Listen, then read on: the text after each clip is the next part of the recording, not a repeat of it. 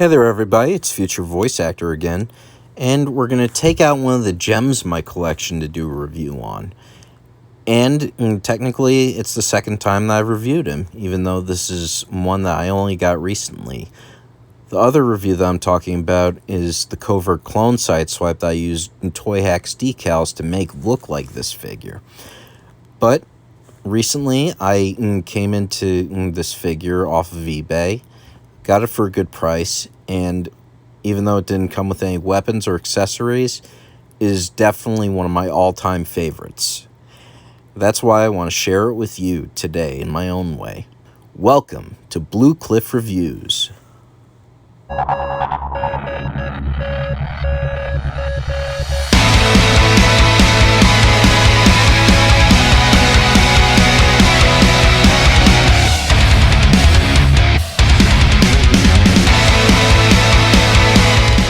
Now, one thing that can be said for absolute certainty about any Transformers fan is each one has their own holy grail, as it were.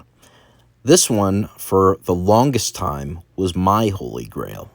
Because I'm a huge Generation 2 fan, I own the entire comic book series and the BotCon issue, where this guy guest stars in one panel. But I recently took a chance and I bid on this figure, and it was everything that I hoped for and more. So what we have here is a die-cast figure with genuine rubber tires and chrome parts, and it comes with the original decals that came with it, I assume, because despite what the filter shows, they look pretty worn. And the Generation 2 icon that you see on the front of the hood, that's actually a Toy Hacks decal that I put on, because it came with the original Generation 1 Autobot symbol, which is something that never really made any sense to me. Let me know if you feel the same way in the comments. Now let's get to transformation. First, we split them apart in the legs like this, turn them over, split the legs apart and further like that. Make sure the toes are out. Take the chest assembly. Move up this part right here. I love the best, the Autobot symbol for Generation 2. That is one of the best logos out there in my opinion. Alright, so moving the chest assembly, rotate. Make sure that the windshield's out of the way before you try to move the head. Man, but that is a really awesome looking face sculpt. But keep in mind, it's a little hard to get a grasp on because of how it's engineered. Alright, so we can just take the hands out of the panels like this. And now we just set them down. Like I said, make sure that the feet are out. And we've got one hell of a good looking figure right here. Here we are in a replica of the original Quintesson Death Chamber, where I think it's the perfect place for a psycho killer like the Generation 2 comics version of this character would feel at home at. So basically this figure is just a color-in version of the original Sideswipe, and like I said, this icon right here is a Toy Hacks decal. And I think it just works out a lot better because it just keeps in with the Generation 2 motif. And now we're going to do a generational comparison with the Siege mold. So this guy right here is my first Generation 2 Sideswipe, even though he's technically known as the covert clone Sideswipe that you could only get on Amazon.com that came with Trenchfoot and Slam Dance. But this right here, that windshield, the one that was done with the silver plastic with the red, it's pretty awesome looking. Not that the purity of clear glass isn't anything to sneeze at. So looking at them, the head sculpt is similar, and so is the engineering. It's like twins. And for a technical comparison, here we have my next Blue Cliff review, Deep Cover. Basically the same as the Siege Sideswipe. All it is just he's blue where the other one is red, plus a few Toy Hacks decals to make him look like Batman.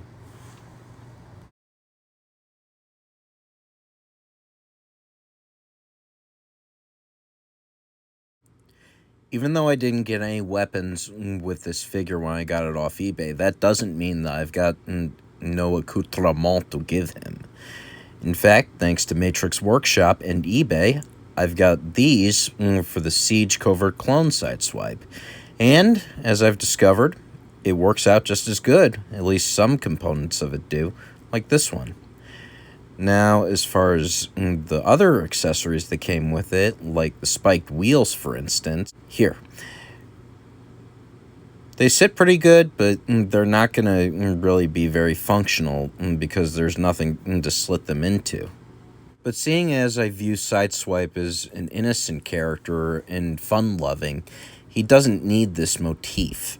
That's all a creation of Simon Furman, and it's very well respected in my opinion. But this figure doesn't need it. It's awesome and legendary just the way it is. So, I'm going to take these away, put them back in the box. And while I'm doing that, I'm going to fish out for the 3 weapons I have that'll fit into the 1mm ports for his hands. At least, I think that's the size. I'm not sure. Sporting in a very neutral gray, we have Rat Crap's gun. And yes, I know his real name is Rat Trap, but tell me that there aren't people out there who don't call him that. Anyway, we've got a small port here to put the gun in, and it's a little complicated to do in comparison to a 5mm, but I think I'm doing okay. Here, I've got it steady. Yeah, there we go. He's got it ready to go, and peril to anybody who dares torture the innocent. And as a secondary weapon, we've got the buzzworthy Bumblebee's gun, the one that came with Spike Witwicky. It's a natural, perfect fit, and it goes with his paint job. So, there we have Generation 2 Sideswipe all revved up and ready for battle. Now, if your Sideswipe is anything like me and doesn't like guns, the slingshot that came with Studio 86 Wheelie is a natural fit for him as well. Just slot it on there and pull his hand up like this. He looks like he's ready to launch an energy ball right at Grimlock. No offense, big guy. Fellow St. Louisans.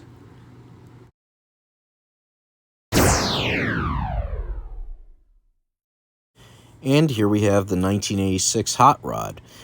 Now, as far as scale goes, it's not very accurate if you're going by the cartoon standards. But since this was a original design for the movie before the toy came out, I guess we can give it a little bit of understanding as far as this goes. And now we've got Soundwave. Again, he was nowhere near that hulking tall compared to Sideswipe in the original series.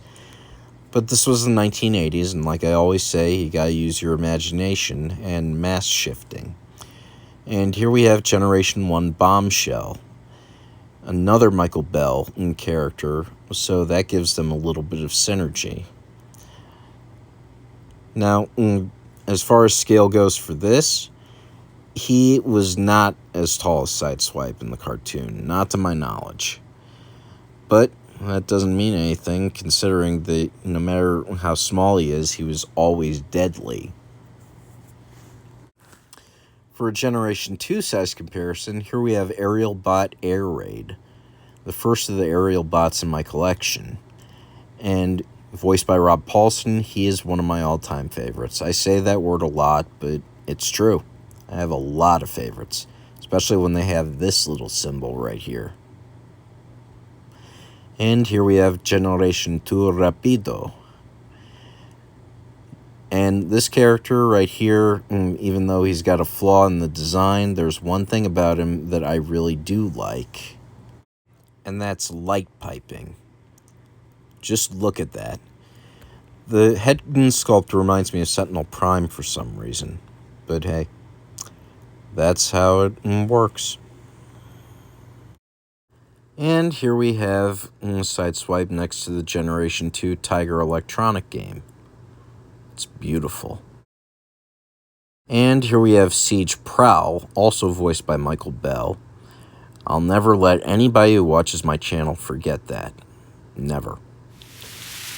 And here we have the world's smallest G.I. Joe figure of another Michael Bell character, my favorite, I use a lot, yes, Duke, aka Conrad Hauser from St. Louis, Missouri.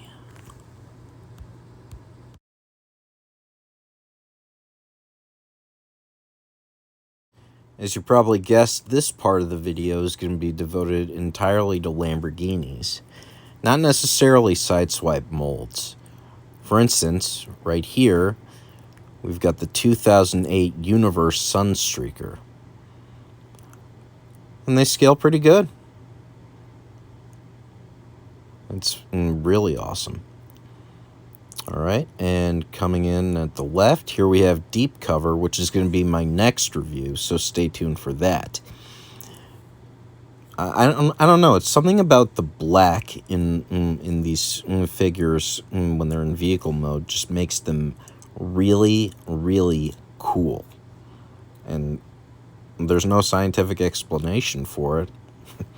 I hope there never is one.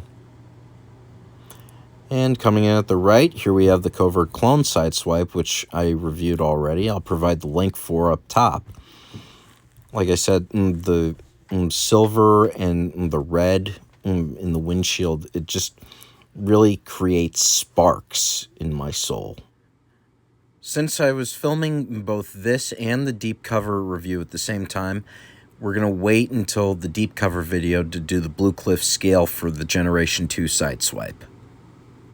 He is vengeance. He is the night. He is the future Batmobile.